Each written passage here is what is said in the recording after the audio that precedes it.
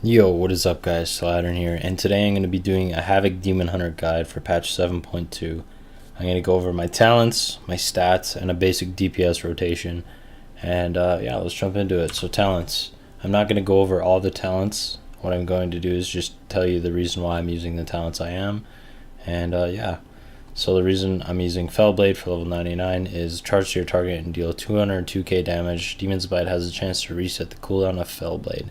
So since I'm using level 100 talent Demon Blades, it turns it into a passive. So essentially Fellblade procs a lot more often.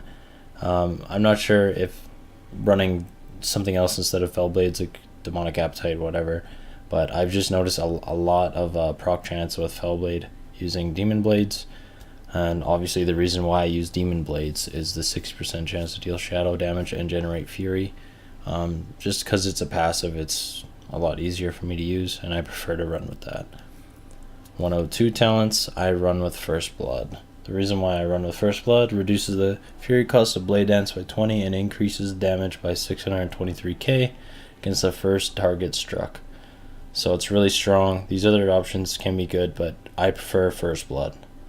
104, I run with Soul Rending. The reason why I run with this is just because you're in Metamorphosis pretty often, especially in Mythics and Dungeons and whatever else. If you're a higher item level, then obviously your Metamorphosis is on a shorter cooldown, so you're proccing it pretty often. And having this up takes the toll off your healer, especially on boss fights. So this is why I prefer to run with this. Other people run another walk and whatever else, but Soul Rending is my best option. 106, I run with Nemesis. Increases damage to inflict by 25% for 1 minute, and also after the target dies, that 25% stays for the same target as such as a humanoid or a dragonoid, or Dragon King, sorry. And yeah, so this is a really strong option considering the additional damage it can do afterwards and the 25% while you're fighting that target. 108, I run with Master of Glyve. Reason for this is the 2 charges. Sometimes you have some downtime when you're fighting, so it's much easier to just use these 2 Glyves. It keeps your DPS up, and that's why I run with this. Some people run with Demon Reborn. Invoking Metamorphosis also resets the cooldown. High Beam, Chaos Nova, and Blur. I just prefer the extra DPS while I'm fighting, so I run with Master of Glyve. And last but not least, I use Chaos Blades. Increases all damage done by 34% based on mastery for 12 seconds. Also 150% increased damage and causes Chaos Strike from your auto attacks. So this, with Nemesis and Metamorphosis, you can do an insane amount of damage, especially on boss fights. If done right, you can peak extremely high. I'm only item level 883, I believe, and I can peak almost 2 mil. So it's really strong, especially if done properly with proper buffs such as food and other things. Like it's a really strong choice.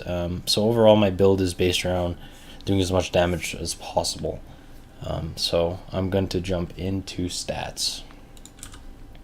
So stats, you want to go crit, mastery, agility, haste, and versatility. The higher the crit, the higher you're going to hit. Having a higher mastery increases your chaos damage, which is your overall damage. So these two, having these stacked pretty high is really nice. But haste is also very effective, and I think it's underrated as a demon hunter. Having a higher haste means higher fury generation, means more attacks. So I've been playing around with having a little bit higher haste and other things. So, but this is what I run so far, is just crit, mastery, and then agility, haste, versatility. So that's just the basic stats overview. And as far as weapon goes, we're this far in the expansion, so it's really hard to tell, but once you get to 35 traits, I went with Wide Eyes. I think I put an option in one of these, but I want to try and get Chaotic Onslaught. It seems like the best option, and then just fill the rest.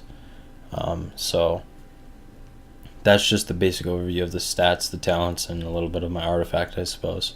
So let's jump into a dungeon and show you a DPS rotation. Alright, let's jump into rotation. So as an AoE rotation, it can definitely vary. It varies in cooldowns as well as what you have up and if you have trinkets. So So a basic overview, without trinkets, without buffs, is I would Fel Rush in, I would Blade Dance. If I had I-Beam up, I would use I-Beam right away.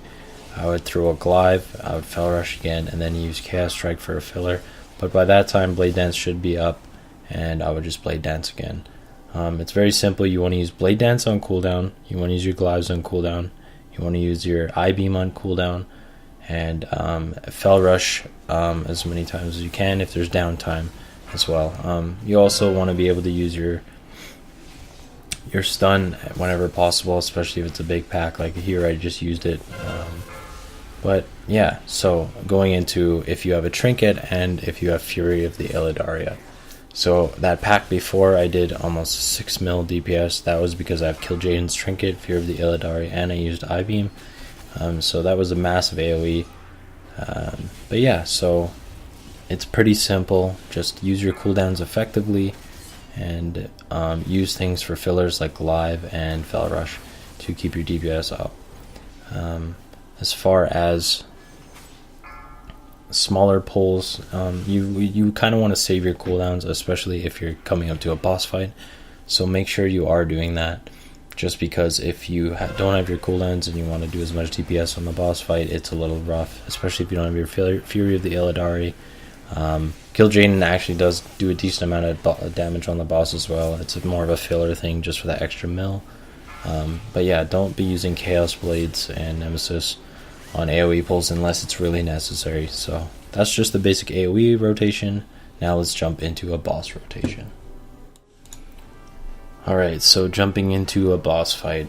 So boss fights is quite different than obviously your AoE pulls. The first thing I do usually on these boss fights is I'll pop my Metamorphosis, I'll pop Chaos Blades, I'll pop Nemesis, and I'll usually do Fury of the Illidari and my Kil'jaedens, and if I have a trinket I'll pop that as well. And then I'll immediately do a Blade Dance into spamming Annihilation on cooldown and also using your Fel Blade. And if you are low on Fury, I usually Fel Rush back and forth, but you usually shouldn't have as much trouble. So basically what you want to do is pop all of those at the start, use Blade Dance on cooldown, using your Glaives on cooldown if you have time to fill, and spamming Annihilation as much as possible. Annihilation is going to definitely be your top damage. As you can see here, I did over 1 mil as peak. Yeah, so it's definitely really strong. Demon Hunters are extremely strong in dungeon boss fights, so that's why having all 3 of those abilities up and using them on boss fights is really strong.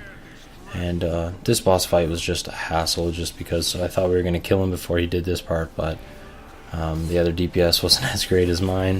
This was just a regular dungeon, obviously. I didn't want to do a mythic or anything, just basic overview of the DPS. So yeah, this, as far as that goes, this is a basic Demon Hunter guide. I hope you guys enjoyed, and let me know in the comments what you think. I would like to see your guys' rotation and what you guys prefer as stats. And yeah, I hope you guys enjoyed this video, and until next time, peace out guys.